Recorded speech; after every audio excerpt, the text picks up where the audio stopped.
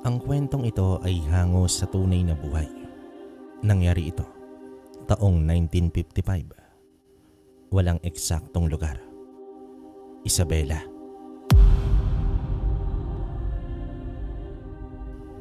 Sa isang liblib na baryo, sa paanan ng bundok, may isang batang ulila na. Ang pangalan ay Tristan. Sa edad na 16 namulat siya sa bangis ng buhay. Walang mga magulang, walang kapatid, at walang tiyak na patutunguhan.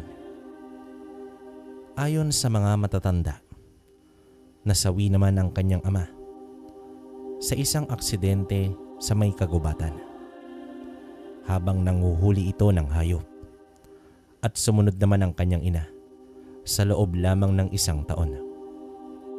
Sanhi umano ng matinding lungkot at karamdaman, ngunit hindi tulad ng pangkaraniwang bata. May kakaibang katangian si Tristan, isang ikatlong mata na nakatago sa gitna ng kanyang noo. Hindi mo ito makikita ng personal, lalo na kung pangkaraniwang tao ka lamang. Hindi ito literal na mata, kundi isang espiritual na paningin. Mula pa sa kanyang murang edad, nakakakita na siya ng mga bagay na hindi maipaliwanag, mga nilalang na ang anyo'y mahirap ilarawan, mga aninong gumagala sa dilim, at mga pangitain ng mga bagay na hindi pa nangyayari. Nang mawalan ng mga magulang, kinupkop si Tristan ng isang matandang albularyo na si Mang Igme. Si Mang Igme naman ay kilala sa buong baryo bilang manggagamot at tagapag-ugnay sa mga espiritu. Isa naman itong matandang payat, may puting balbas at mahaba ang buhok na tila hindi na apektuhan ng paglipas ng panahon. Ngunit sa likod ng kanyang katahimikan at kabaitan, ramdam ng bata na may malalim na kaalaman si Mang Igme sa mundo ng di nakikita. Sa unay tahimik lamang si Tristan sa piling ng matanda. Siya'y tumutulong sa mga gawaing bahay, naglilinis ng bakuran, at tumutulong sa paghalo ng mga halamang gamot. Ngunit unti-unting napansin ni Mang Igme ang kakaibang katahimikan ng bata. Hindi ito tulad ng ibang ulila na dumaan sa kanyang tahanan. Si Tristan ay laging nakatingin sa malayo. Tila may sinusubaybayang hindi nakikita ng iba. Isang gabi noon, habang umuulan ng malakas at kumukulog, dito nagising si Mang Igme sa sigaw ni Tristan. Iyo, ayos ka lang ba? Tanong naman dito ng matanda habang binubuksan ang ilawan. May nakita po ako, isang babae, duduguan, sa tabi ng ilog. Nakatingin siya sa akin. Parang humihingi siya ng tulong. Hingal naman dito ni Tristan. Basang-basa ito ng pawis. Hindi mo na kailangang matakot, Tristan. Iba ka sa lahat. Ipinanganak kang may paningin sa di karaniwang mundo. Hindi na nagtanong pa si Mang Igme. Bagkus, kinuha niya ang isang bote ng langis at pinahiran ang noo ng bata. Mula noon, nagsimula na ang kanilang mas malalim na ugnayan. Tinuruan ni Mang Igme si Tristan ng tungkol sa mga anito, mga laman lupa, engkanto at mga masasamang espiritu. Tinuruan din siyang bumasa ng mga palatandaan sa paligid, maging ang paggalaw ng hangin, ang mga tunog sa gabi, ang mga galaw ng hayop at ang mga sining ng panggagamot. Gamit naman ang likas na yaman ng kalikasan. Ngunit habang lumalalim ang kaalaman ni Tristan, mas lalo niyang naiintindihan ang bigat ng kanyang kakayahan. Hindi lamang siya nakakakita ng mga nilalang. Nakakaramdam din siya ng mga hinagpis, galit at pagdurusa ng mga ito. Isa sa mga hindi niya makakalimutang karanasan ay noong nakita niya ang isang matandang tikbalang sa ilalim ng punong balete. Hindi naman ito nananakit, kundi nakaupo lamang, hawak ang isang lumang rosaryo. Bakit po kaya siya umiiyak? Tanong ni Tristan kay Mang Igme. May mga nilalang na minsan naging tao. Hindi lahat ng nilalang ay masama. May ilan na naligaw, may ilan na isinumpa. Kaya't kailangan mong matutong kumilatis. Paliwanag naman dito ng albularyo. Sa pagdaan ng mga taon, naging mas sensitibo ang ikatlong mata ni Tristan. Nakakakita na siya ng mga pangitain. Mga eksenang hindi pa nangyayari ngunit tiyak na magaganap. Isang araw habang siya'y nag-iigib ng tubig, bigla naman siyang natigilan. Sa harap ng kanyang paningin, nakita niya ang baryo. Puno ito ng apoy. Ang mga tao'y nagsisitakbuhan. At mula naman sa may kagubatan, ang mga nilalang na may mahabang kuko at purong puting mga mata. Tumatakbo siya pauwi naman kay Mang Igme. Lolo Igme, may mangyayari pong masama. Nasusunog ang baryo sa pangitain ko. May mga nilalang mula sa gubat. Tahimik naman dito si Mang Igme habang pinakikinggan siya nito. Ang nakita mo ay maaaring babala, Tristan. Hindi pa huli ang lahat. Ngunit hindi mo na kayang pigilan itong mag-isa. Iyon ang unang beses na dinala siya ni Mang Igme sa isang lihim na lugar. Isang kuweba ito sa likod ng bundok kung saan nakatago ang isang altar na puno ng mga lumang anting-anting, balisong at ang mga sinaunang aklat. Dito niya ipinaalam kay Tristan ang totoo. Ikaw ang supling ng isang makalumang lahi, ang mga tagapagbantay. May tungkuling kang panatilihin ng balanse sa pagitan ng mundo ng tao at daigdig ng mga nilalang. Ako po? Hindi makapaniwalang tugon dito ni Tristan. Oo, iyo. At ang panahon ay dumarating na. Kailangang handa ka. Sagot naman dito ng matanda. Simula noon, sinanay siya ni Mang Igme, hindi lamang sa gamit ng mga halamang gamot, kundi pati na rin sa pakikipaglaban. Tinuruan siyang gumamit ng sibat na may talim na gawa naman sa itim na bakal. Binasbasan ng dugo ng tandang at hinasa gamit ang abo ng punong sampalok. Tinuruan din siya bumigkas ng mga dasal na makaluma, pananggalang laban sa mga masasamang espiritu. Ngunit kahit sa gitna ng kanyang pagsasanay, naroon pa rin ang pangungulila. Sa gabi naman, bago matulog, tinitingnan niya ang bituin, nagbabaka sakaling makaramdam ng koneksyon sa kanyang mga magulang. Minsan sa hangin, naririnig niya ang pangalan niya na tinatawag sa malamig na tinig. Tristan. Napalingon naman siya nang marinig iyon, ngunit wala naman. Hanggang isang gabi, habang siya'y nasa kuweba at nag-iinsayo, isang nilalang ang dumating. Hindi naman ito lumakad, kundi lumulutang. Maputla, mahaba ang buhok at may mga mata na tila walang laman. Ang hangin ay biglang lumawig at ang mga ilaw ng kandila isa-isang namamatay. Tristan, totoo ang pangitain mo. Dumating na sila. Wika dito ng nilalang sa tinig na mahina ngunit malinaw. Muli namang narinig niya ang malamig na tinig. Dumadaloy sa hangin na parang bulong sa kalangitan. Dito mabilis siyang lumingon sa paligid ng kuweba. Ngunit wala siyang nakita.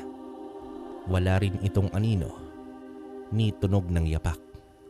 Tangi ang may hinang talsik ng ulan sa bibig ng kuweba at ang pagaspas ng dahon sa labas ang maririnig mo. Hawak-hawak pa ni Tristan ang maliit na talisman na gawa sa balat ng ahas at may inukit na mga sinaunang simbolo. Pinagmasdan niya ang paligid at ang altar, ang mga lumang anting-anting na kumikislap sa liwanag ng ilawan. Ngunit unti-unting namatay ang apoy. Para bang may pumukaw sa lakas nito. Napuno ng kilabot ang kanyang katawan. Tumayo ang balahibo sa kanyang batok. Kung sino ka man, magpakita ka! Sigaw niya naman rito. Lumakad siya papalabas ng kuweba. Ngunit pagkalabas niya, isang nakakasilaw na liwanag ang biglang bumungad sa kanya. Napatras ito. Napapikit sa tindi ng sinag sa kanyang harapan. Akala niya ay araw iyon, ngunit ito'y kakaiba sapagkat hindi mainit. Mainit sa mata, ngunit malamig sa balat. Para bang nagmumula sa ibang daigdig. Dahan-dahan niyang iminulat ang kanyang mga mata. Sa gitna ng liwanag, may isang bagay na unti-unting bumabagsak mula naman sa langit. Parang bulalakaw ito, ngunit hindi ito naglalagablab. Sa halip, ito'y isang sinag ng purong liwanag at sa kanyang pagkabigla, may anyo itong unti-unting nabubuo habang papalapit sa lupa. Pagbagsak ng liwanag sa lupa, isang malakas na alingaw-ngaw ang umalingaw-ngaw sa buong kagubatan. Yumanig ang lupa at tumilapon paatras si Tristan sa lakas ng pagyanig nito. Napatiyaya naman siya sa may damuhan. Humihingal. Nanginginig ng tumingin siyang muli. Nakita niya itong isang espada. Tumarak ito sa lupa sa gitna ng bilog na nasunog na damuhan. Wari isang tanda na banal ang pinagmulan. Ang espada'y nagliliwanag. Ang hawakan ay inukitan ng mga simbolo na hindi niya mabasa. At ang talim nito ay kumikislap ng kulay asul at puting liwanag. Hindi ito ordinaryong armas. Alam niya agad na ito ay merong kapangyarihan. Habang nakatitig siya rito, may isa pang anyong unti-unting lumilitaw sa harap ng espada. Isang imahe ng nilalang na may pakpak. Isang nilalang na hindi makamundo. Isang anghel. Ang nilalang ay may anyo ng tao. Matangkad, matikas at may mukha na hindi mo malilimutan. Maputla ang kutis nito, ngunit maliwanag. Animoy pinanday sa sinag ng buwan. Ang kanyang mga mata ay tila sumasalamin sa bituin at ang kanyang tinig ay parehong mahina at makapangyarihan. Tristan, anak ng liwanag, ikaw ang napili. Wika naman dito ng anghel. Napako naman ang binata sa kanyang kinatatayuan. Hindi siya makakibo. Ano po ang ibig ninyong sabihin? Mahina niyang tanong rito. Ang espada na nasa iyong harapan ay hindi basta-basta. Ito ay ang espadang banal ng bantay panahon. Isang sandatang matagal nang itinago mula sa mata ng tao. Isang beses lamang itong ipinagkakaloob sa isang taong may dalisay na puso. matatag ang loob at may mata upang makita ang katotohanan sa likod ng dilim. Matapos magwika ng anghel, tumingin si Tristan sa espadang nakatarak. Kumislot ang kanyang palad. Tila tinatawag siya ng liwanag nito. Ngunit isa pa lamang akong ulilang bata. Wala po akong lakas na tulad ng iba. Hindi ko alam kung kaya ko ito. Pag-aalangan naman dito ni Tristan. Ang tunay na lakas ay hindi nasusukat sa katawan o armas. Ito'y nagmumula sa puso. Ang iyong ikatlong mata ay hindi lamang isang biyaya. Ito rin ay isang sumpa. Kung hindi mo ito gagamitin sa tama, ngayon, dapat mong pagdesisyonan. Haharapin mo ba ang iyong kapalaran o tatalikuran mo ito? Wika naman dito ng anghel. Napatingin naman si Tristan sa kanyang kamay. Naalala niya ang mga nilalang na kanyang nakita. Ang matandang tikbalang, ang dugoang babae sa ilog, ang mga aninong gumagala sa gabi. Naalala niya rin ang kanyang pangitain, ang nasusunog na baryo, ang mga nilalang na dumarating mula sa may kagubatan. Ito na ang pagkakataon. Lumapit siya sa espada. Habang papalapit, unti-unting humupa ang liwanag, na para bang tinatanggap siya nito. Nang ilagay niya ang kanyang kamay sa hawakan, isang init ang dumaloy mula sa espada patungo sa kanyang katawan. Ngunit ito'y hindi masakit. Ito'y kaaya-aya. Tulad ng yakap ng isang ina. Sa isang iglap, ramdam niya ang enerhiya ng daan-daang taon. Parang may mga boses na bumubulong, nagtuturo at gumagabay. Mabilis niyang hinugot ang espada. Tumigil ang hangin. Nawala ang liwanag. Ang imahe ng anghel ay unti-unting naglaho, ngunit naiwan ang kanyang huling mga salita. Ikaw ang tagapagbantay. Gamitin mo ang liwanag upang labanan ng dilim. Tandaan mo, hindi ka nag-iisa. Wika ng anghel. Nakatayo lamang si Tristan. Hawak ang espadang kumikislap pa rin sa kanyang mga kamay. Parang may koneksyon ng sandata sa kanyang kaluluwa. Alam niya naman na hindi na siya basta ulila lamang. Siya ay may layunin. At sa kanyang puso, may apoy na unti-unting lumalagablab. Sa kanyang likuran, naramdaman niyang may tao paglingon niya. Naroon si Mang Igme. Nakasuot ng kanyang lumang balabal. Ngunit ang mukha nito'y seryoso at tila alam ang lahat ng nangyayari. Nakita mo na ang iyong kapalaran. Wika naman dito ng matanda. Kaya lang, Lolo Igme, ano po ba ang dapat kong gawin ngayon? Tanong naman dito ni Tristan. Simulan mo ang paghahanda. Hindi pa tapos ang pangitain. Paparating na ang dilim at ikaw, Tristan, ang huling liwanag na magliligtas sa atin.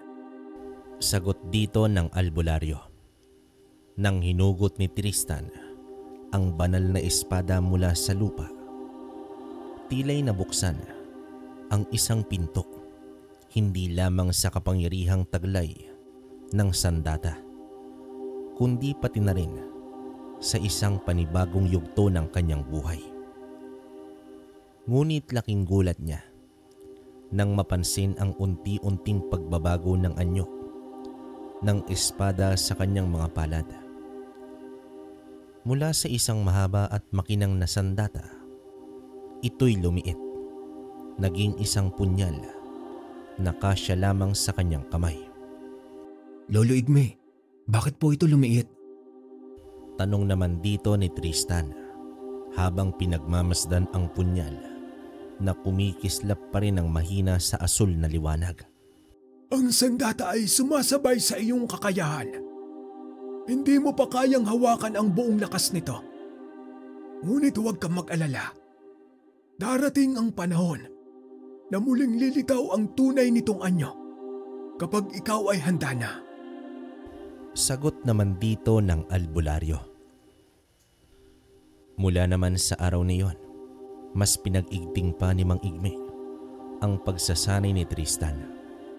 Tuwing umaga, bago pa man sumikat ang araw, ginigising siya ng matanda upang simulan ang ehersisyo sa katawan.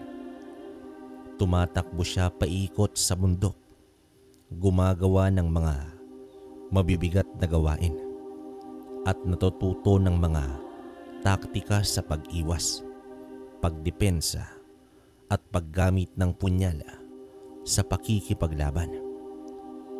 Sa hapon naman, tinuturuan siya ni Mang Igme ng mas malalim na kaalaman sa panggagamot, pangontra at mga dasal na pananggalang. Pinabibigkas sa kanya ang mga sinaunang orasyon.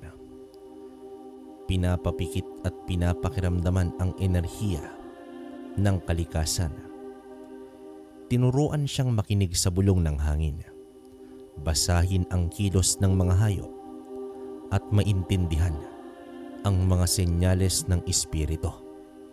Ang tunay na tagapagbantay ay hindi lamang marunong lumaban. Dapat siyang marunong makinig, umunawa at kumilos na may karunungan. Wika naman dito ng matanda. Ngunit habang lumalalim ang kanyang kaalaman, dumarami rin ang kanyang mga panaginip. Halos gabi-gabi, pinahihirapan siya ng mga pangitain, mga nilalang na lumalabas mula sa dilim, mga matang nagbabantay mula sa anino, mga kaluluwang sumisigaw sa sobrang sakit. Minsan ay napapabalikwas siya sa gitna ng gabi, hingal na hingal, pawisan at hindi makagalaw. Isang gabi, nakita niya sa kanyang panaginip ang buong baryo na naliligo sa apoy.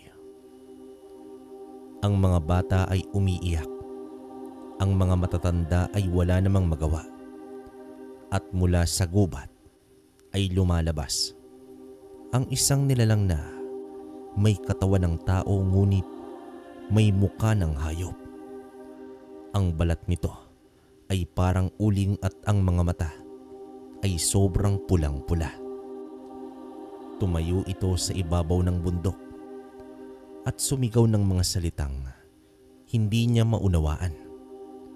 Nang lingunin siya ng nilalang sa panaginip na iyon, parang binutas ang kanyang kaluluwa. Pagkagising niya, napaiyak naman siya, hindi dahil sa takot lang, kundi sa bigat ng pangitain. Pakiramdam niya, hindi siya sapat, isang batang wala pa sa hustong gulang. Inaasahang iligtas ang mundo ng isang sakunang hindi niya lubusang maintindihan. Mali yata ito. Hindi ko kaya. Bulong niya sa kanyang sarili. Nakita niya naman si Mang Igme na nakaupo sa may gilid ng silong. Nakayuko ito at tila pagod na pagod sa bigat ng emosyon. Tristan, ang tunay na lakas ay hindi nangangahulugang hindi ka natatakot. Ang lakas ay yung tumatayo kahit nanginginig. Lumalakad kahit punong-puno ng pag-aalinlangan. Isa kang bata, oo. Pero sa puso mo, naroon ang tapang ng isang mandirigma. Tawag naman dito ng matanda. Ngunit hindi naging madali ang mga sumunod na araw. Isang umaga, habang nagsasanay siya sa paggamit ng punyal, bigla siyang dinalaw ng matinding takot. Para bang may presensya sa paligid na hindi niya makita. Nang lingunin niya ang kanyang anino, gumalaw ito kahit hindi siya kumilos. Tumayo ito mula sa lupa at naging anyong tao. Maitim, walang muka at may ngiting nakakatindig balahibo. Pinilit ni Tristan na sumigaw, ngunit walang tinig na lumalabas sa kanyang bibig. Tumakbo siya, ngunit tila biglang naging malambot ang kanyang mga tuhod. Dito lumuhod siya sa lupa, umiiyak. Dumating si Mang Igme at agad siyang niyakap. Inilabas nito ang isang palad ng asin at inihagis sa anino. Sa isang iglap, naglaho ang nilalang kasabay ng hangin na parang humagulgol. Ang takot ay kayang gumawa ng sarili nitong anyo. Kapag pinabayaan mong kainin ka nito, doon siya nagiging totoo. Paliwanag pa dito ng albularyo. Mula noon, bukod sa pisikal at espiritual na pagsasanay, pinatibay din ni Mang Igme ang loob ni Tristan. Binigyan siya ng mga pagsubok upang harapin ang kanyang sarili. Pinapapasok siya nito sa loob ng madilim na kuweba upang magdasal ng mag-isa. Pinapaliguan ng malamig na tubig tuwing madaling araw at minsan ay pinapatulog sa ilalim ng puno ng balete kung saan malapit sa presensya ng mga engkanto. Sa bawat pagsubok, dumarating ang takot, ngunit unti-unting natuto itong si Tristan na hindi ito takasan kundi tanggapin. Sa panahong iyon, natutunan din niyang pakinggan ang punyal. Hindi ito nagsasalita, ngunit may koneksyon ito sa kanyang damdamin. Kapag siya'y takot, humihina ang liwanag nito. Kapag naman siya'y panatag, lalong kumikislap ang talim nito. At kapag siya'y puno ng determinasyon, naglalabas ito ng init na tila nag-aanyaya sa isang laban. Isang gabi, habang nasa gitna sila ng pagsasanay sa kagubatan, isang aswang ang biglang sumalakay. Mabilis ang nilalang, may mahabang kuko at matatalas na ngipin. Dito napasigaw si Tristan sa gulat, ngunit hindi siya umatras. Hinugot niya ang kanyang punyal at sa kanyang pagkabigla, lumaki ito. Hindi tulad ng unang espada, ngunit sapat upang maging sandata ng isang mandirigma. Sumugod naman dito ang aswang. Inatake siya nito sa gilid, ngunit mabilis siyang umiwas. Parang ang katawan niya'y gumalaw ng kusa. Tinutulungan ng punyal na tila'y may sariling buhay. Isang saksak sa tagiliran ng nilalang ang naging hudyat ng tagumpay. Nagsisisigaw ito sa sobrang sakit at tumakas. Iniwan ang madugong bakas sa mga dahon. Hingal na hingal si Tristan. Nanginginig pa rin ang kanyang mga kamay. Ngunit sa puso niya, may liwanag na sumisibol. Hindi dahil nanalo siya, kundi dahil hinarap niya ang takot at hindi tumakbo. Tumango naman dito si Mang Igme. Ngayong nasubo ka na, alam mo na kung gaano kakahalaga. Wika pa ng albularyo. Hindi pa rin po ako handa. Sagot naman dito ni Tristan. Walang sino man ang naging handa sa simula. Pero ang tunay na bayani, kahit hindi handa, kumikilos pa rin. Tugon dito ng matanda. Muling dumaan ang mga araw. Mas tumindi ang mga pangitain ni Tristan. Ngunit ngayon, Natutunan niya ng suriin ang mga ito. Hindi na ito basta-basta natatakot. Inililista niya ang mga detalye. Ikwinikwento kay Mang Igme at binubuo ang mga koneksyon. Sa mga panaginip, may bagong nilalang na lumilitaw. Isang babae na may mukha ng tao, ngunit may mga mata na parang buwan. Nakasuot ito ng puting kapa at laging nakatayo sa likod ng apoy. Tristan, huwag mong hayaang kainin ka ng dilim. Hindi ka nag-iisa. Kami ay nagbabalik. Sabi naman dito ng babae sa panaginip niya. Pagkagising niya, isang kakaibang kapayapaan ang bumalot sa kanya. Sa kauna-unahang pagkakataon, hindi siya natakot sa panaginip. May pakiramdam siyang may paparating. Isang mas malaking pagsubok. Oo, ngunit may mga kakampi rin siyang di niya nakikilala. At sa kanyang kamay, ang punyal ay muli na namang kumislap.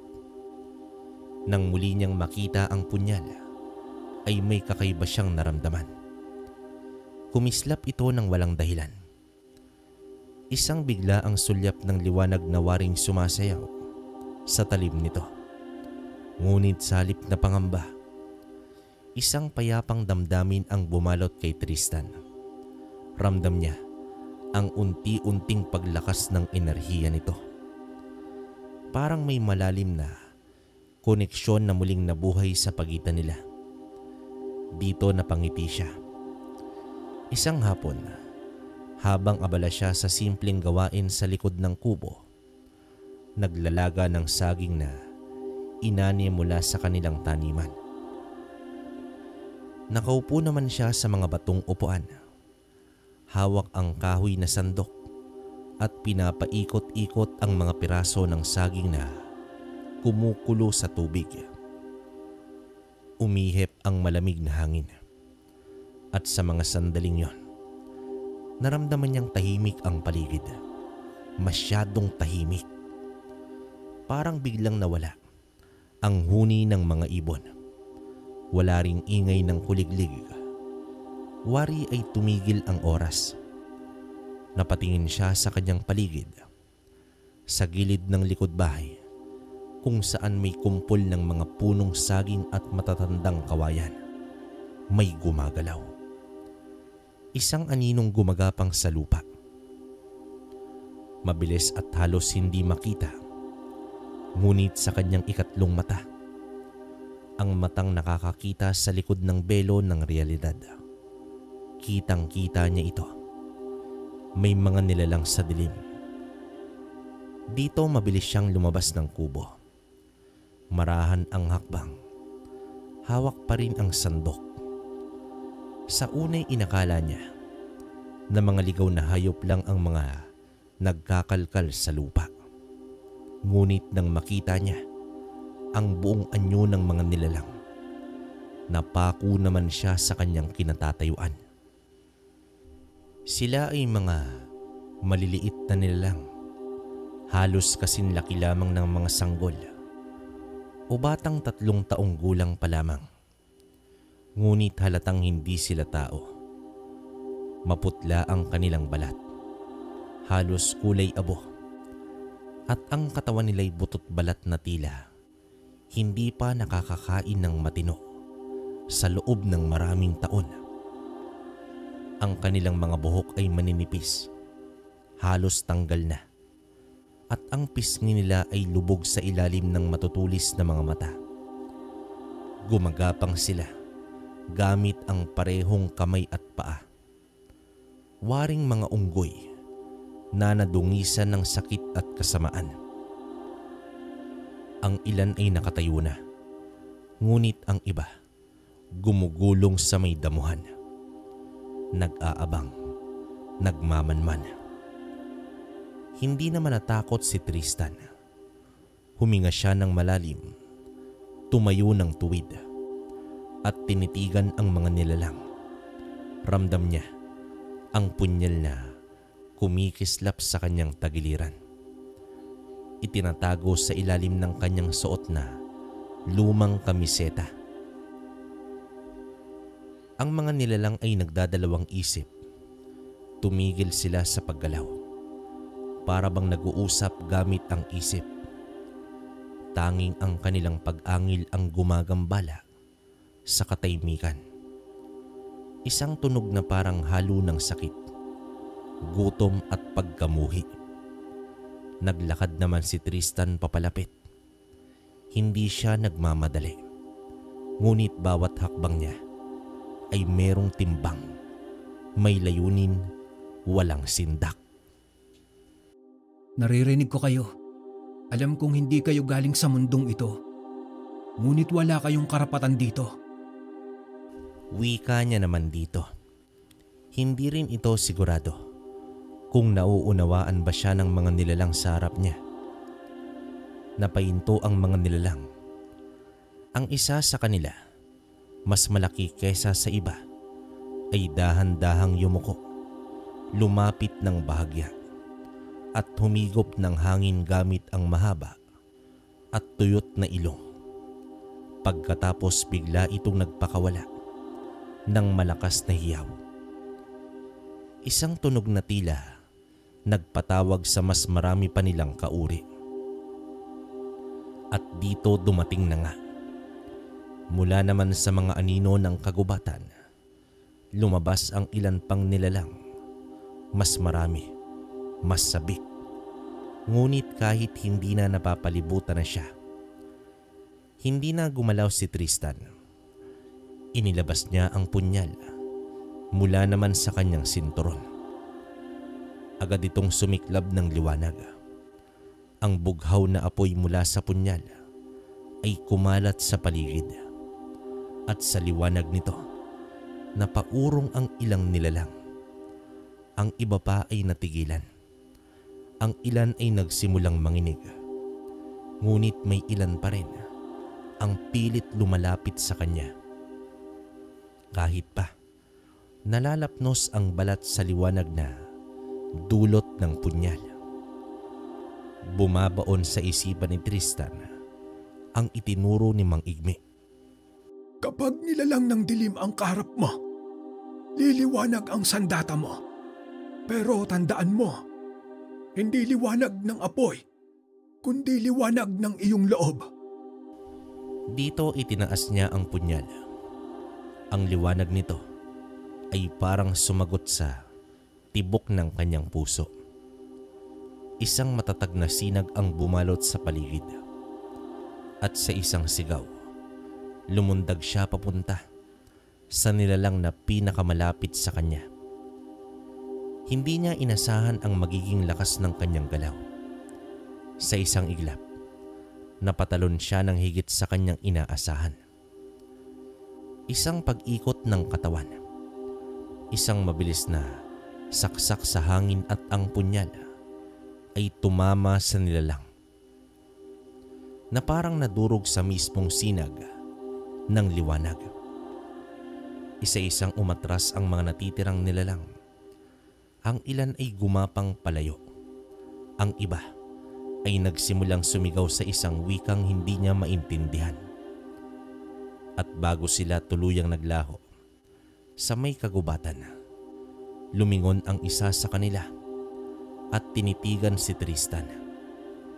Ang mga mata nito ay puno ng galit at takot. Isang babala na hindi pa tapos ang lahat. Pagkatapos ng pangyayari, umupo si Tristan sa tabi ng palayok ng nilagang saging. Hinihingal ito, ngunit hindi naman sugatan. Nanginig ang kanyang mga kamay, hindi sa takot, kundi sa bigat ng lakas na kanyang nagamit. Hindi nga nagtagal, dumating ang matandang albularyo. Nakita niya ang nasunog na damo, ang bakas ng laban at ang liwanag na unti-unting humuhupa mula naman sa punyal ni Tristan. Kaya mo na, iyo.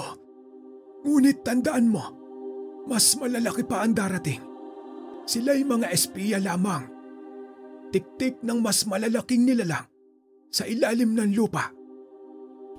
Wika pa dito ng matanda. Kung ganun, ano pong klaseng nilalang sila, Lolo Igme? Tanong naman dito ni Tristan. Tinatawag silang karangitan. Mga nilalang na sumisipsip ng lakas ng loob ng mga tao. Sa tuwing tinatablan tayo ng matinding takot, doon sila pinapanganak. Kapag ang buong baryo ay nalulunod sa takot, dumadami sila. Kaya't ang laban mo, hindi lang laban ng katawan. Laban ito ng isip at puso. Mula naman noon, mas naging masigasig si Tristan sa kanyang pagsasanay. Sa araw, pinapalakas niya ang kanyang katawan. Sa gabi, pinapalalim niya ang kanyang diwa. At sa bawat oras ng kanyang katahimikan, kausap niya ang punyal, hindi bilang sandata lamang, kundi bilang gabay. Pero sa kanyang puso, alam niyang hindi pa iyon ang huling pagsubok, sapagkat tuwing ipipikit niya ang kanyang mga mata, may bagong pangitain ang bumabalot sa kanya. Isang itim na buwan sa langit, umiikot sa pulang liwanag, at sa ilalim nito, isang hukbo ng nilalang. Hindi lamang karangitan, kundi mas matinding halimaw, mga multo ng digmaang matagal nang nalimot. At sa gitna ng lahat ng iyon, isang anino ang naghihintay, taimtim at mapanganib, at ang mga matang tila kilala siya. Makalipas ang ilang araw mula sa inkwentro niya sa mga karangitan, muling bumalik sa tahimik na daloy ang buhay ni Tristan. Sa piling naman ng matandang albularyo, patuloy ang kanyang pagsasanay. Mula sa pisikal na lakas, sa paghawak ng punyal na may liwanag, hanggang sa mas malalim na pag-unawa sa mga nilalang na hindi nakikita ng karaniwang mata. Ngunit sa kabila ng katahimikan, may isang bigat na hindi maipaliwanag ang nananatili sa kanyang dibdib. Parang may dumarating na panibagong panganib. Isang hapon, habang naglalakad si Tristan sa baryo upang magatid ng mga halamang gamot sa kabahayan ni Aling Maria, napansin niya na tila kakaiba ang ikinikilos ng ilang mga tao sa isang bahagi ng nayon. May isang grupo ng matatanda na nakatayo lang sa gitna ng daan at tila tulala ang mga ito. Ang mga mata nila ay walang buhay at ang kanilang galaw ay mabagal. Tila ba tinangay ng hangin ang kanilang mga diwa. Ang ilan naman ay nakaupo sa gilid ng kalsada, nakatingin sa kawalan. Ang mga bata ay hindi umiiyak, hindi rin tumatawa, kundi nakaupo lamang. Nakapako ang tingin sa may lupa. Lumapit naman si Tristan at tinanong ang isa sa kanila. Manong, ayos lang po ba kayo? Walang tugon ang tinanong niya, ngunit muli pa siyang nagtanong sa isa. Ate, ano pong nangyayari sa inyo? Wala ring sagot, maging ang simpleng paglingon ay hindi man lang ginawa ng mga tao. Isa itong kumpol ng laman na walang kaluluwa. Parang ang mga katawan na iniwan ng kanilang sariling mga diwa. Nang ilabot si Tristan, nagmadali siyang bumalik sa bahay nila. Iniwan niya ang mga halamang gamot at halos mapatid ang kanyang mga paa sa pagmamadali. Nang marating niya ang kanilang tahanan, agad niyang tinawag si Mang Igme na noon ay abala sa pagtatapal ng dahon ng sambong sa isang sugatang bisita. Lolo Igme, may kakaibang nangyayari sa baryo. Ang mga tao, parang wala sila sa sarili. Tulala at wala silang reaksyon. Kahit anong tanong ko po sa kanila. Bungad na sigaw niya rito. Saan mo sila nakita? Napakunot ang noo ng matanda. Sa silangang bahagi po ng baryo, malapit sa may ilog. Mabilis na tugon dito ni Tristan. Hindi na naghintay ng dagdag na paliwanag ang matanda. Mabilis na tinapos nito ang ginagawa at agad na kinuha ang kanyang munting sako na may lamang halamang gamot, langis at pulbos na gawa sa pinatuyong ugat ng mga mahiwagang halaman. Isinama niya si Tristan sa pagbalik sa baryo. Pagdating nila sa lugar, lalong lumala ang eksena. Dumami ang mga taong tila nawalan ng saysay. Ang iba ay naglalakad paikot-ikot. Ang iba naman napaluhod sa lupa. Binubulong ang hindi maintindihang wika. Isang amoy ng amorseko, nasusunog na dahon at lumat mabigat na alikabok ang bumalot sa paligid. Lumuhod naman dito ang matandang albularyo at dinama ang lupa. Tunay ngang mahikang itim ito. Hindi karaniwang sakit. Hindi rin epekto ng karangitan. Ito ay gawa ng isang manggagaway. Mahinang wika dito ng albularyo. Manggagaway? Tanong naman dito ni Tristan habang nilalamon ng kaba. Isa siyang uri ng nilalang na marunong sa malalalim na kulam at mahikang itim. May kakayahan silang balutin ng ulap ang isipan ng tao. Kapag hindi naagapan, tuluyan ng maangkin ng kanyang mahika ang kaluluwa ng mga ito. Magiging mga alipin niya habang buhay. Paliwanag pa dito ng albularyo. Hinugot ni Mang Igme ang isang bote ng langis mula naman sa may sako at pinahiran ang noo ng isa sa mga tulalang babae. Dinagdagan niya ito ng pulbos. Saka binigkas ang isang orasyon. Ang katawan ng babae ay nagsimulang manginig. Sa isang iglap, napasigaw ito at natumba. Ngunit sa mata ni Tristan, isang anino ang lumabas mula naman sa katawan ng babae at tumakbo papalayo. Naglaho ito sa lilim ng kawayan. Isa lang yon sa mga aninong ipinadala. Mas marami pa ito. At kung hindi natin malalaman ang pinagmulan ng kulam, hindi natin magagamot ang buong baryo. Wika naman dito ni Mang Igme na humihingal. Ano pong dapat nating gawin, Lolo Igme? Tayo'y maghahanap ng ugat. Kailangan nating mahanap ang pinagmumulan ng mahika. Karaniwan itong nakatali sa isang bantayog o alagad ng manggagaway. Maaring isang hayop, isang bagay o isang tao. Tugon dito ng matanda. Mula noon, araw-araw nilang sinuyod ang baryo. Isa-isang binisita ni Mang Igme at Tristan ang mga bahay. May mga tao pa ring hindi naapektuhan. Ngunit unti-unti na ring nauubos ang normal sa baryo. Ang mga paaralan ay nagsara. Ang mga tindahan ay hindi na nagbubukas pa. Parang isang katahimikang hindi likas ang bumalot sa buong pamayanan. Hanggang sa isang araw, habang binabagtas nila ang kagubatan sa likod ng baryo, may naramdaman si Tristan. Isang kakaibang enerhiya ang dumaloy mula sa kanyang punyal. Kinuha niya ito mula naman sa ilalim ng kanyang suot at sa kanyang pagkabigla. Kumislap ito, hindi ng liwanag kundi ng itim na apoy. Lolo Igme, iba po ang sinasabi ng punyal ngayon.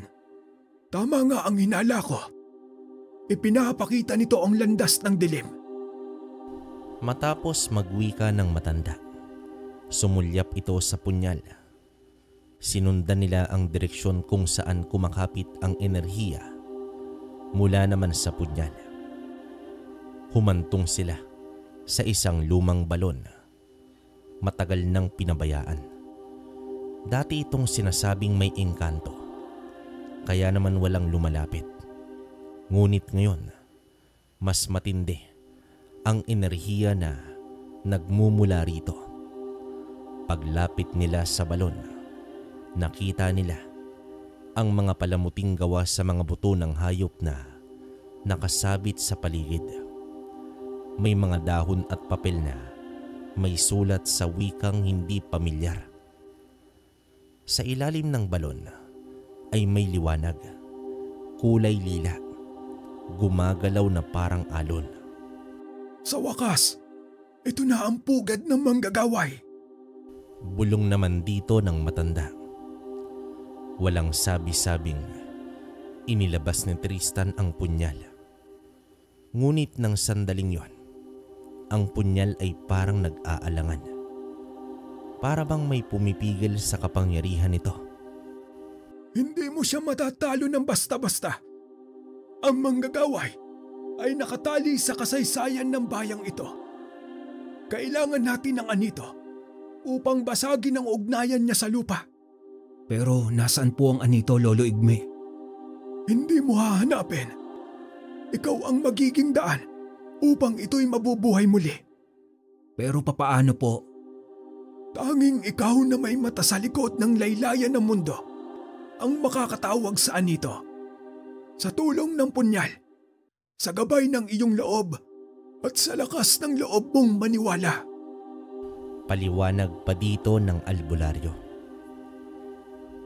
Umupo naman si Mang Igme sa harap ng balon.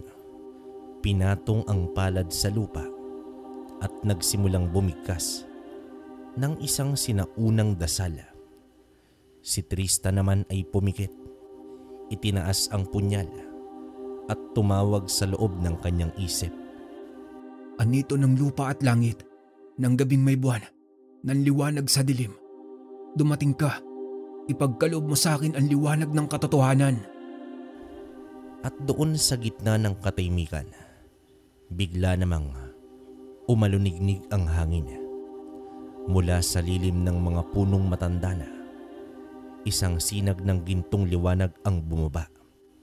Dahan-dahan, unti-unting lumilitaw ang isang anyo ng matandang babae.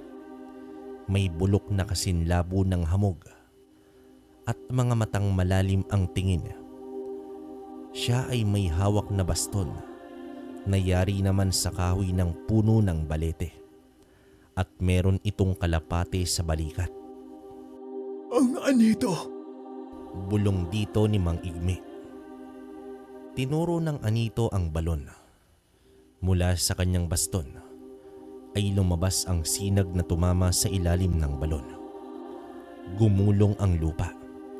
Naglalagablab ang mga palamuti at sumabog ang lilat itim na enerhiya mula naman sa kailaliman. Isang matinis na sigaw ang sumabog. Waring boses ng isang lalaki na pinagsama-sama ang galit at sakit. Ang manggagaway! Bulong naman dito ni Tristan. Ngunit bago pa man makalabas ang nilalang mula sa balon, itinaas ng anito ang kanyang kamay at nilapat ang liwanag sa punyal ni Tristan. Bigla naman itong nagliyab ng puting apoy. Ngayon bata, basagin mo ang tanikala. Sabi naman dito ng anito sa isip ni Tristan. Sa isang sigaw, tinalon ni Tristan ang gilid ng balon at itinarak ang punyal sa sinag ng kadiliman. Pumutok ang liwanag. Nabingi naman siya sa lakas ng tunog at ang hangin ay tila sumabog sa lahat ng direksyon. Isang malakas na puwersa ang nagpadapa sa kanya at sa kanyang mata nakita niya ang itim na usok na umahon mula sa balon. Sumigaw ng huling pagkakataon at tuluyang naglaho. Sa mga sumunod na araw, unti-unting bumalik ang ulirat ng mga tao sa baryo. isa-isa silang bumangon. Parang galing sa malalim na panaginip. Marami ang nagtaka. Maraming umiyak. Ngunit lahat ay ligtas. Si Mang Igme ay tahimik lamang. Si Tristan bagamat pagod ay tila mas lumalim ang pagkakaunawa sa bigat ng kanyang tungkulin. At sa ilalim ng buwan sa gabing yon, habang pinagmamasdan ang mga bituin, hinawakan niya ang punyal na ngayoy tahimik muli. Ang digmaan ay malayo pa, ngunit ang liwanag sa kanyang puso ay muling sumiklab. Makalipas ang isang buwan, mula nang mapuksa ni Tristan at ni Mang Igme ang manggagaway na bumihag sa isipan ng mga taga-baryo. Unti-unti nang nanumbalik ang normal na takbo ng buhay. Muling bumukas ang mga tindahan. Ang mga bata ay naglalaro na sa ilalim ng araw at ang simbahan ay napuno ng panalangin ng pasasalamat. Ngunit sa kabila ng katahimikang bumabalot sa paligid, si Tristan ay muling binalot ng isang matinding panaginip.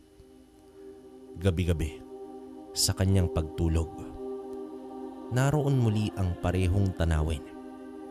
Ang baryo, nakaluhod sa dilim.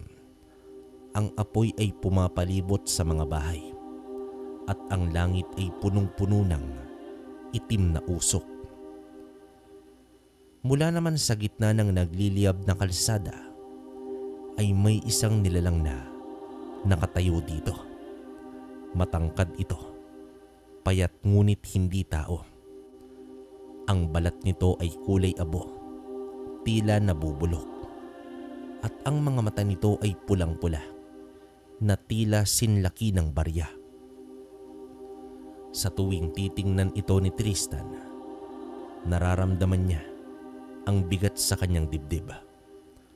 Parang tinutunaw ang kanyang loob sa isa sa mga panaginip. Tumayo naman ang nilalang at dahang-dahang lumapit kay Tristan. Ngunit bago naman ito tuluyang makalapit, biglang dumating ang liwanag mula sa punyal niya. Sa isang kisap mata, nagising siya, pawisan at humihingal at nanginginig pa.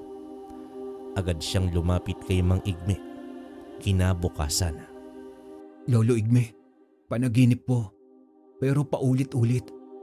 Ang baryo nasusunog at may nilalang na hindi ko alam kung ano. Pero sigurado ako hindi siya tao. May mga nilalang na hindi agad nagpapakita. May mga aswang na marunong magkubli sa paningin. Pero hindi makapagtatago sa panaginip ng may ikatlong mata. Aswang po? May iba't ibang uri ng aswang. May marakata, may mandurugo, may mangyayanggaw. Pero ang pinakamapanganib ay ang mga marunong maglaro sa diwa ng tao. Kapag ikaw ay kanilang nasasakupan sa panaginip, kadalasan ay sumusunod na ang katawan. Ano? Pero ano pong dapat nating gawin, Lolo Igme? Bantayan natin ang mga gabi. At sa araw, mas pag-igtingin pa natin ang inyong pagsasanay. Kung totoo man na isang aswang ang gumagala ngayon sa baryo, hindi natin siya kailangang hintayin pa na umatake. Mula noon, muli na namang naging masinsinan ang kanilang gawain. Sa umaga, pinag-aaralan ni Tristan ang mga halamang ginagamit panlaban sa dilim, gaya ng bawang, dahon ng lagunti, luya, at puno ng bargas. Sa hapon naman ay tinuturuan siya ni Mang Igme ng mga orasyon at pagbuo ng mga pangontra. At sa gabi, magkaagapay silang dalawa sa pagbantay sa paligid. Ngunit sa kabila ng lahat ng paghahanda, isang gabi may nangyari habang ang buong baryo ay tahimik na natutulog. May isang sigaw na pumunit sa katahimikan. Dito mabilis na tumakbo ang dalawa, patungo naman sa pinagmulan ng sigaw. Isa sa mga nanay sa baryo, si Aling Puring, umiiyak sa harap ng kanyang bahay. Sa loob, nakita nila ang bata niyang anak na si Lito. Nanginginig, malamig ang katawan at may 2 malalim na sugat sa balikat. Aswang to, pero hindi siya kinagat ng nilalang. Kinunan lang siya ng lakas. Bulong dito ng matandang albularyo. Agad niyang inutusan si Tristan na kunin ang langis ng niyog na may halong abo ng palaspas at ipahid ito sa sugat ng bata. Samantalang si Mang Igme ay nagsimulang bumigkas ng isang panalangin. Nagsindi siya ng insenso at ang usok nito ay gumapang sa paligid. Sa loob ng usok, nakita ni Tristan ang anino ng isang nilalang na tumatakbo paalis sa may bubungan. Lolo, nandun po siya sa may bubong. Wika naman dito ni Tristan at nakaturo sa bubong. Hindi na sila nag-aksaya ng panahon. Si Tristan, sa tulong ng kanyang punyal, ay tumakbo sa direksyon ng nilalang. Hindi niya ito lubos na makita, pero ramdam niya ang presensya nito. Mabigat, nakakalason. Ang mga halaman sa dinadaanan ng nilalang ay tila nalalanta. Sinundan nila ito hanggang sa kagubatan sa may silangan. Doon, sa ilalim ng punong balete, may lungga. Tahimik ito ngunit sa hangin ay may bahid ng dugo at bulok na laman. Dito siya nakatago. Ngunit hindi siya natin dapat pasukin ngayon. Kailangan natin ng mas malakas na proteksyon. Bulong dito ng albularyo. Kinabukasan, ipinatawag ni Mang Igme ang matatanda sa baryo. Pinaalalahanan silang muli tungkol sa mga panangga laban sa aswang. Ang pagsabit ng bawang sa pinto, paggamit ng asin sa bintana, at paghanda ng itim na kandila sa gabi. Si Tristan naman ay pinayuhang wag lumaban mag-isa. Ngunit sa kanyang puso, alam niyang siya ang nilalapitan ng nilalang sa panaginip. At ang apoy sa kanyang guni-guni ay hindi basta pananakot. Ito ay isang babala. Isang linggo pa ang lumipas at sa araw-araw na lumilipas, may 1 o 2 tao sa baryo ang nagkakasakit na walang paliwanag. Malalakas na tao, ngunit bigla na lang pinanghihinaan. Lumalabo ang mata at nawawalan ng ulirat. Alam na ng lahat na nandyan pa rin ang aswang. Hanggang isang gabi, habang nagbabantay si Tristan sa itaas ng bahay, biglang kumislap muli ang kanyang punyal. Ngunit kakaiba ang liwanag. Ito'y kulay pula, mainit, parang nag-aapoy sa kanyang palad. Sa direksyon ng ilog, nakita niya ang isang nilalang na dahang-dahang lumalapit sa isang bahay. Nakalugay ang buhok nito. Ang katawan ay payat na parang kalansay at ang dila nito mahaba at tumutulo ang laway. Hindi na ito nag-isip pa. Tumalon siya mula sa bubong at tumakbo. Bitbit ang punyal. Sumugod siya sa nilalang. Ngunit sa kanyang paglapit, biglang nagbago ang anyo nito. Mula naman sa isang babaeng naging isang malaking panike na ang pakpak ay may laman na ugat sa dulo. Sumugod ito kay Tristan, ngunit hindi naman siya umatras. Isang sigaw mula sa kanyang dibdib ang binitawan niya. Sa ngalan ng liwanag, lumabang ka sa akin. Dito itinarak niya ang punyal sa katawan ng nilalang. Isang malakas na sigaw ang narinig niya. Niyog-yog ng hangin ang paligid at sa uling iglap, ang nilalang ay nagliyab. Nagmistulang abo sa ere at tuluyang naglaho. Bumalik si Tristan sa bahay. Pagod, sugatan ngunit ligtas. Hinintay siya ni Mang Igme sa may pintuan. Isang uri ng aswang ang natalo mo. Ngunit tandaan mo, Tristan, hindi lahat ng dilim ay agad na lumalaban. May ilan na tahimik na lumalason. At ang mga iyon ang mas mapanganib. Wika naman dito ng matanda. Tumingala naman si Tristan sa langit. Alam niyang hindi pa tapos ang laban. Marami pa siyang kailangang harapin. Ngunit sa kanyang kamay, ang punyal na minsang naging liwanag ay muli niyang pinanghawakan. At habang ang liwanag nito ay nananatili, siya ay patuloy na lalaban. Makalipas ang ilang linggo, mula nang mapuksa ni Tristan ang aswang na Mangyanggaw, muling nanumbalik sa katahimikan ang baryo. Ngunit sa puso ni Tristan, may nananatiling kaba. Pakiramdam niya, may paparating na mas matinding panganib. Isang uri ng kasamaan na higit pa sa mga nilalang na kayang makarap. Isang gabi, habang mahimbing ang tulog ni Tristan, muling binalot ng bangungot ang kanyang diwa.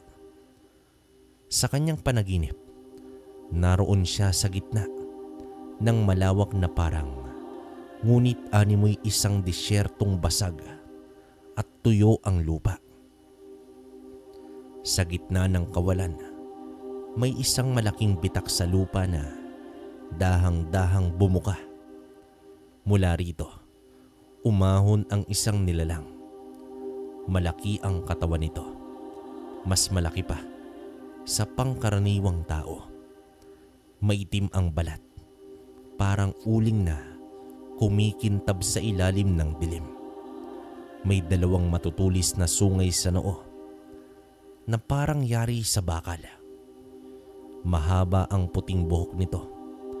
Humahampas sa likod na parang hibla ng sinumpang telang kumakapit sa katawan. Mula naman sa bibig nito, umusli ang malalaking pangil at sa bawat paghinga ay tila may usok na bumubuga mula sa ilong nito. Umangil ang nilalang, isang ungol na tila pagsabog ng kulog sa kalangitan. Ang tunog nito ay dumurog sa katahimikan ng panaginip at nayanig ang mismong kaluluwa ni Tristan. Napatras siya, nanginginig ang tuhod at nanlalamig ang buong katawan. Nang sinubukan niyang kumilos, hindi naman siya makagalaw.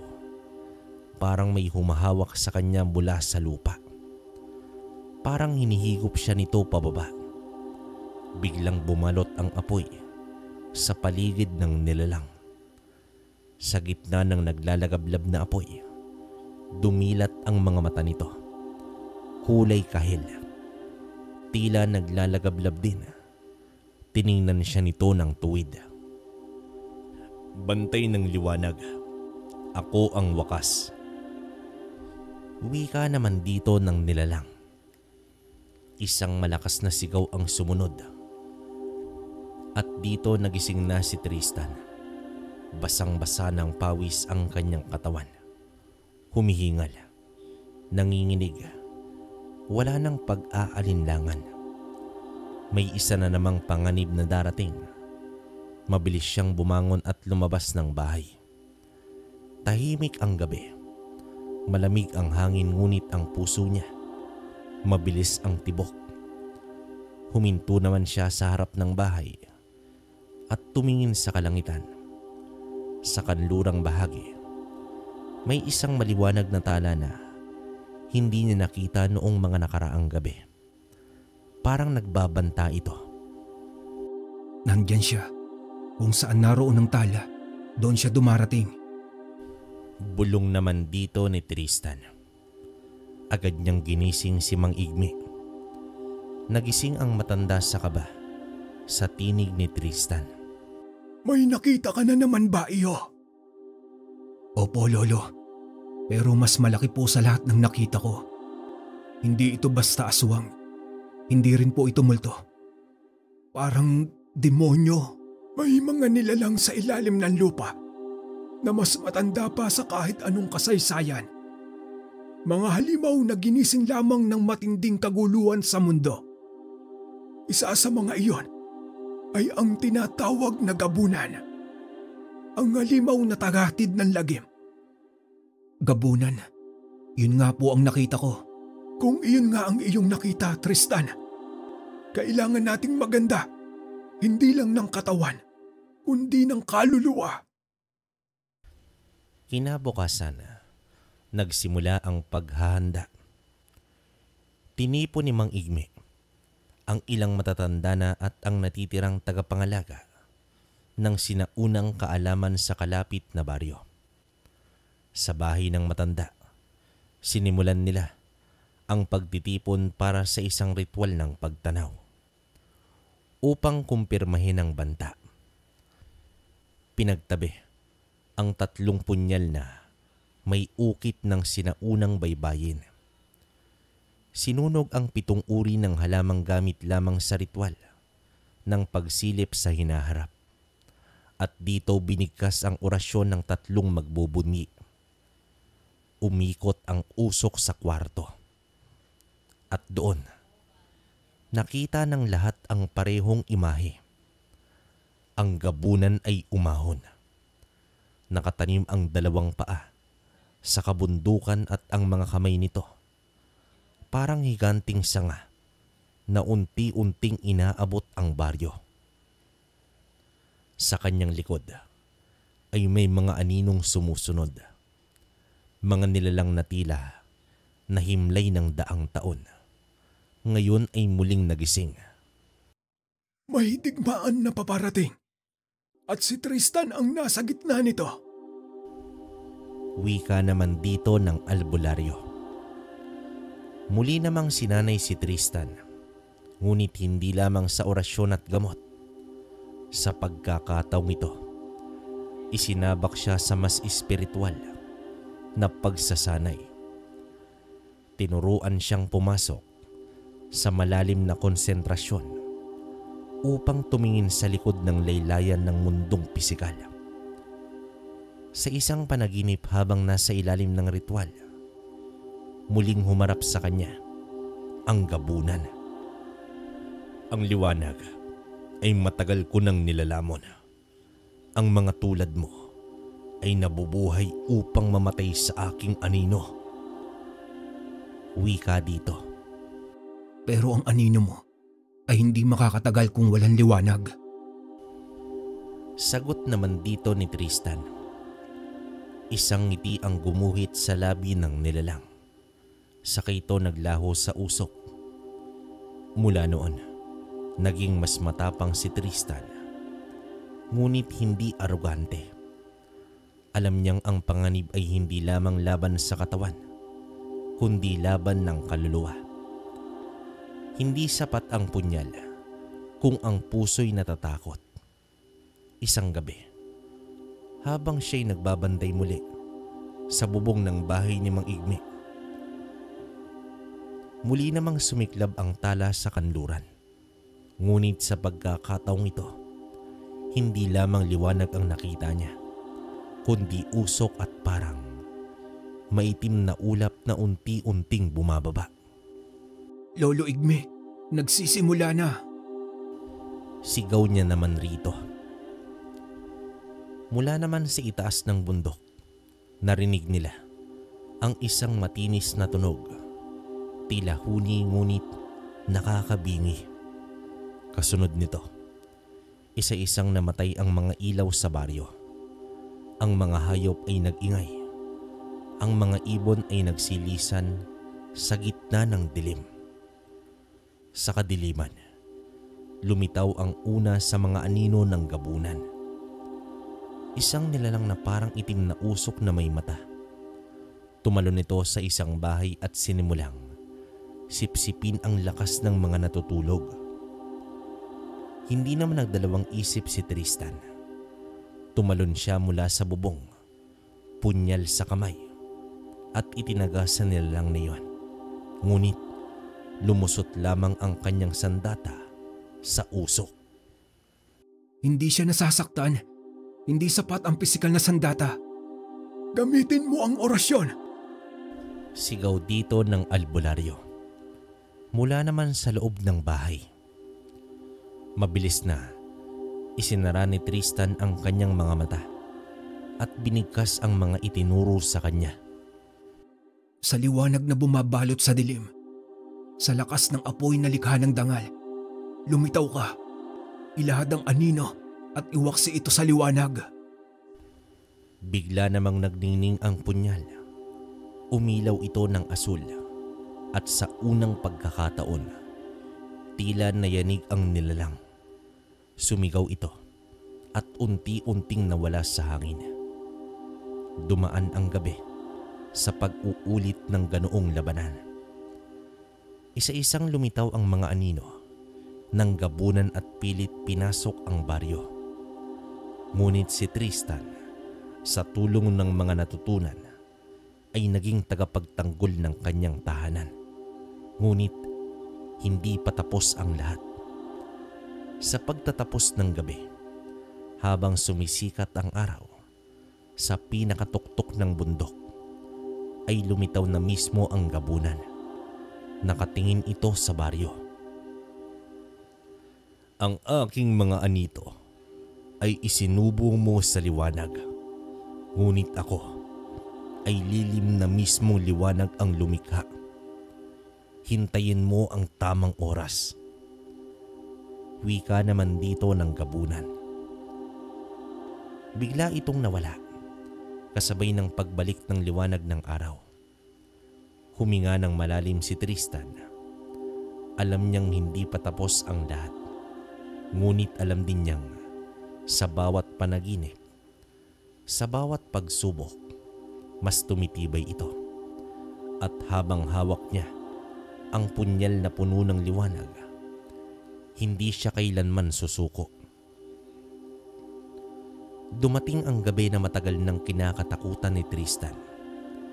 Mula sa kanlurang bahagi ng langit, muling lumitaw ang maliwanag na tala. Ngunit sa pagkakataong ito, hindi lamang ito isang babala. Isa na itong paanyaya. Ang wakas ay narito na. Sa gitna ng katahimikan ng baryo, biglang dumilim ang paligid. Wala ni isang bituin sa langit. Ang liwanag ng buwan ay natabunan ng itim na ulap. Ang hangin ay naging malamig at tila may mabigat na presensyang bumaba sa lupa. Mula naman sa kabundukan, may malalaking yabag na narinig sila. Sa bawat hakbang ay nayayanig ang lupa. Ang mga alitaptap ay nagsilisan at ang mga hayop ay nagsilong sa mga lungga nito. Dumating na ang gabunan. Si Sandrino. Tristan, ihanda mo na ang espada. Panahon na! Sigaw dito ng albularyo habang iniaabot ang isang palayok na may langis ng banato. Hawak ang punyal na ngayon muling nag-anyo bilang espada ng liwanag. Tumayo naman si Tristan sa gitna ng kalsada. Sa harap niya, mula sa usok at anino, lumitaw ang dambuhalang katawan ni Sandrino. Malaki pa rin ito tulad sa panaginip niya. Itim ang balat, may dalawang sungay at malauling na kaliskis sa katawan. Ngunit ngayon, mas lalong mabagsik ang anyo nito.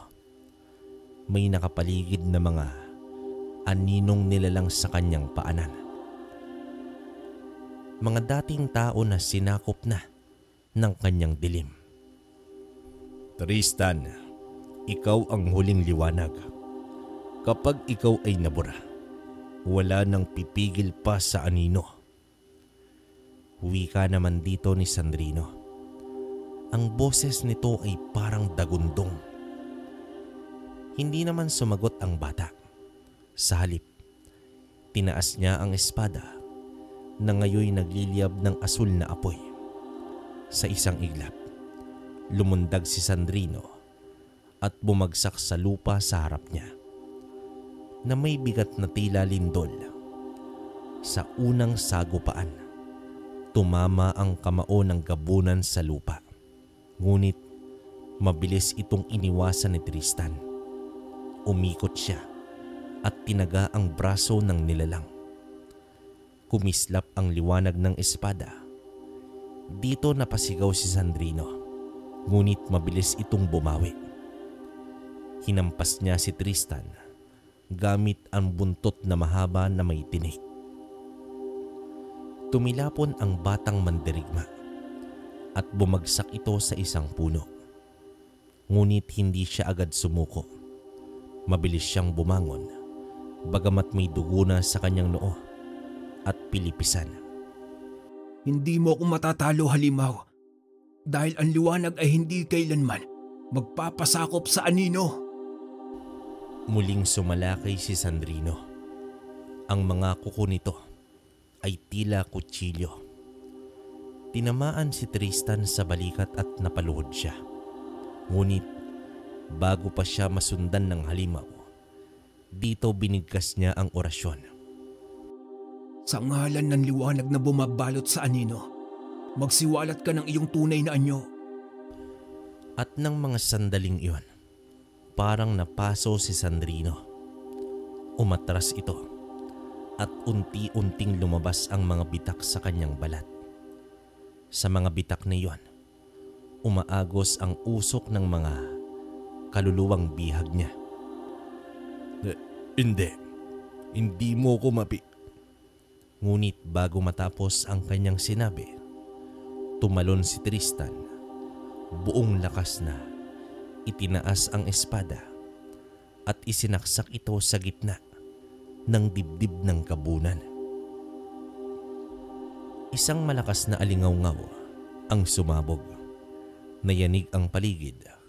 Sumigaw ang mga aninong nilalang at mula sa sugat ni Sandrino, lumabas ang liwanag. Hindi ito karaniwang liwanag, kundi liwanag na may kakayahang magpalaya. Napasigaw naman si Sandrino habang ang kanyang katawan ay unti-unting natutunaw. Parang kandilang tinupok ng sarili nitong apoy. Hanggang sa ang dating dambuhalang halimaw ay naging abo. At ang mga anino sa paligid ay unti-unting naglaho. Dito napaupo si Tristan, humihingal. Bawat kalamnan ng kanyang katawan ay masakit. Ngunit sa kabila ng lahat, siya ay buhay pa. Lumapit naman dito si Mang Igme. Dahan-dahan siyang umupo sa tabi ng bata at tinapik ang balikat nito. Matapos ang lahat ng ito, Tristan, ikaw na ngayon ang bagong tagapangalaga. Ngunit biglang lumiwanag ang espada.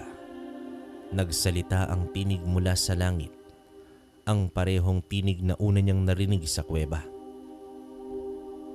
Ang liwanag ay nanalo ngayon, ngunit ang dilim ay hindi kailanmang tuluyang nawawala. Mananatili ang banta sa bawat sulok ng mundo. Ngunit habang may tulad mong tagapangalaga, hindi kailanman magwawagi ang kadiliman. Dito nagningning ang espada at dahang-dahang lumiit muli. Naging punyal. Itinago ito ni Tristan sa kanyang bewang. Sa mga sumunod na araw, muling nanumbalik ang kapayapaan sa baryo. Ang mga tao ay bumalik sa dati nilang gawain. Ngunit nagbago na si Tristan. Hindi na siya ang batang ulila. Siya na ngayon ang tagapangalaga ng baryo ng liwanag ng balanse sa pagitan ng mga mundo. Minsan sa gabi, kapag tahimik ang lahat, nakaupo ito sa bubong ng bahay ni Mang Igme, nakatingin sa langit. Hindi na siya takot sa mga tala o sa aninong gumagalaw sa kadiliman dahil alam niya na sa oras ng kagipitan ay handa na siya. Wakas. Ang kwentong ito ay nagpapaalala sa atin na ang pag-iral ng mga mandirigma ng langit sa kalupaan at napatunayan na sa kwentong ito na hindi lang pala ang mga antingero ang may kakayahang makipaglaban sa mga nilalang ng dilim, kundi may iba pa pala. Katulad na lamang ni Tristan na isang tagapagbantay ng espada ng anghel. Okay, yon. So, grabe. Ang tindi ng kwento natin ngayon. Talagang, alam niyo naman kabaryo, pag anghel yung, grabe wala akong masabi. Ang dami kong gustong himayin sa kwentong to. Kaya lang, paano mo magagawa yan kasi habang binabasa ko to kinikilabutan din ako sa nangyayari. Isipin mo yun, tagapagbantay ka ng espada ng anghel. Sa grabe yung mga ginagawa ni Mang Igme, no? Kumbaga, 7 banal na salita tapos yung mga lahat 3 punyal na may ukit ng sinaunang baybayin. Grabe. Hindi ko lang masasabi kung salitang Espanyol pero malamang sa malamang ganun. Saka yun nga, yung aswang na karangitan. Yan, bago sa akin yan. Yan yung parang ang sabi rito, sumisip-sip ng lakas. Grabe. Saka alam naman natin, gabunan. Isang malakas na aswang din yan. Grabe, wala akong masabi. Kumbaga speechless ako sa kwento natin na to. Iniisip ko na yung pwede kong ikomento kaya lang parang kailangan pa ba? Andito na lahat eh. Iintindihin mo na lang yung kwento, di ba? Para sa akin, grabe to mga kabaryo. Sobrang natuwa ako nung nabasa ko tong kwentong to. Pero kayo pa rin, syempre, kung may komento kayo, comment nyo sa baba para mabasa ko. Yun lang naman. Ayoko na rin magbigay ng mahabang komento kasi ang daming nasasabi ng iba dyan. No? So, syempre doon na lang tayo sa safe tayo. So, yun.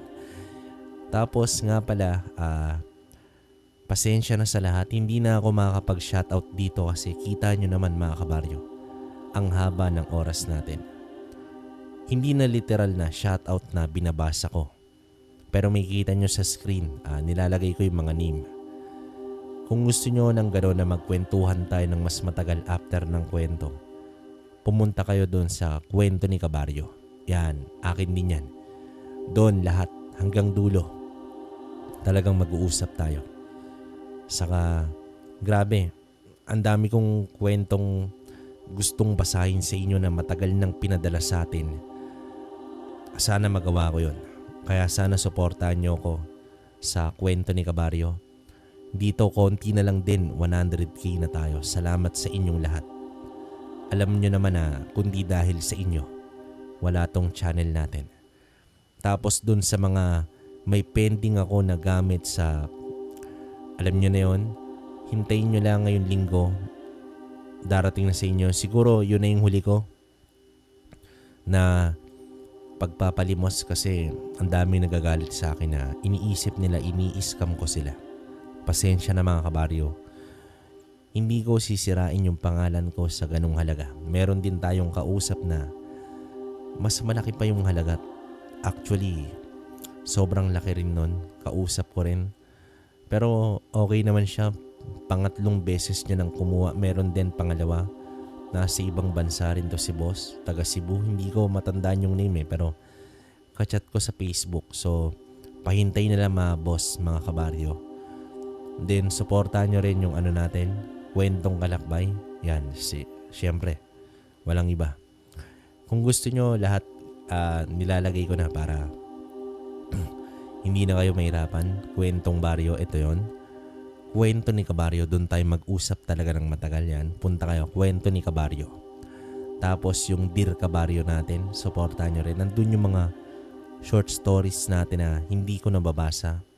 Pero doon ko nilalagay. Grabe rin yung mga kwento ron, talagang yun yung parang pinaka-latest na mga kwento na nangyari. Taong 20s. Yan, nandun yun, Dear Kabaryo. Tapos alam nyo na, Kwentong Kalakbay. Diba? So, paano mga kabaryo, hindi ko nababain yung komento ko. Hanggang dito na lang muna. Muli, nagpapasalamat ako sa mga patuloy na sumusuporta ng channel natin. Sa mga kababayan nating OFW, alam niyo naman na mahal ko kayo. Sorry. Since day 1 pa lang, di ba? Alam niyo yun, wala akong hands down ako sa inyo. Pati na rin yung mga nakikinig yung mga nandito sa Pinas na nagtatrabaho sa araw-araw na ginagawang pampalipas oras tong channel natin. Salamat sa inyo. Alam niyo naman kasi pag dito kayo nakinig, talagang pagpapalain kayo. Hindi naman, pero dinadasal ko yan. Lahat ng patuloy na sumusuporta, sana sabay-sabay tayong pagpalain ng nag-iisang Diyos Ama. So, paano? Hanggang dito na lang muna mga kabaryo. Hanggang sa susunod na kwento. Maraming salamat.